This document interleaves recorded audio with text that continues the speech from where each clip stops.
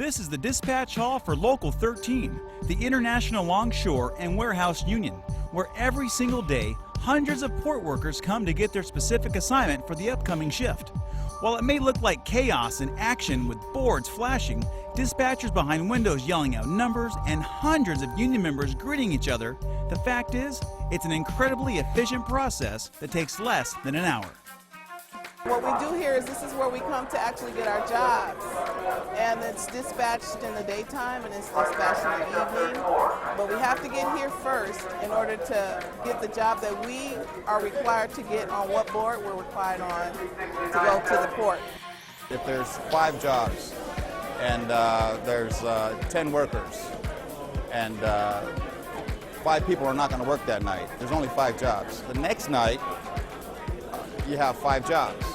Well, those other people who didn't work, they don't have any hours. They didn't work, so they're going to get out first before the other people the day before got out. So it's a low man out type of system. It's very fair. We all share the work. That is the reasoning of the low man out. We all share the work. Not only one person is getting a job.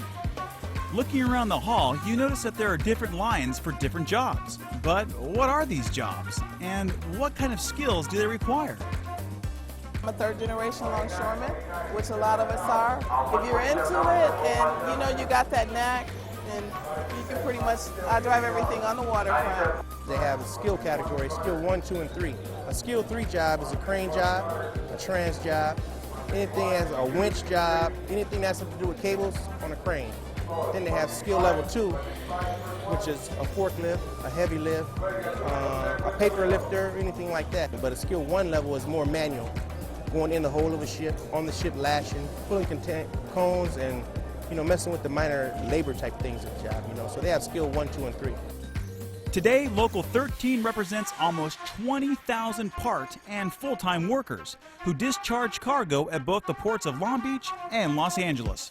Now, for some, becoming part of this specialized workforce is a family tradition, and for others, a lucky accident.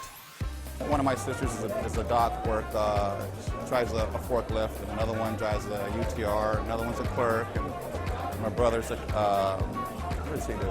I forget what my brother does, but my dad's a clerk. He's with a 63, so we're not the typical ILWU family, but there's several families that in the city of Wilmington or San Pedro or around this area that are basically the whole family are longshoremen.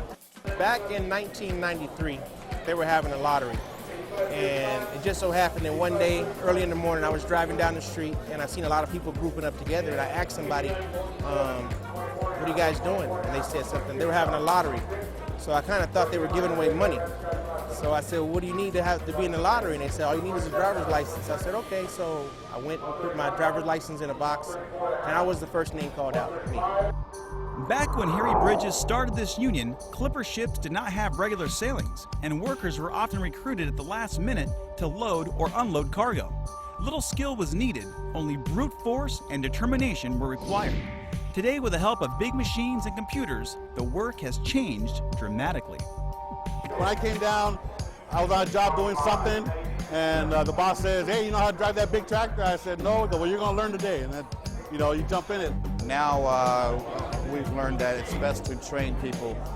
That way they can see if they want to do the job, what it involves. Like my job is sort of dangerous, and it's a weird feeling driving, and you got a 20 or 30 ton can up there, and you're moving around like this. And so, like my sisters are trained for that, but they won't drive the machines. As soon as all the jobs were taken, the dispatch hall emptied quickly. Some driving to the ports to work, and well, others driving home without a job for that shift, but confident that within that month, they too would be low man on the roster. But what if something happened at the last minute and more workers were needed at the ports? No problem. Once dispatch gets a request, they turn to the daily hungry sheet. Say you didn't want to go to work during dispatch, you would sign a sheet called a hungry sheet. He goes through a hungry sheet, and let's say they need more people at work on 3 or 4 o'clock in the morning. They were missing some people and they needed some more help. He would exhaust his ways of going through a hungry sheet and calling people who signed it on the hungry sheet that didn't go to the regular night dispatch. And he would call them on the phone and ask them if they want to go to work. The dispatch hall is now empty, but early next morning, 6 a.m. to be precise, the whole process will begin again. making sure there is a strong, committed, and trained workforce to handle all the cargo that provides us with all the products we like and need, from grapes and bananas to clothing and computers. So next time you see the ILWU logo, remember, they are part of your everyday world, moving the world's goods one container at a time, millions of times a year.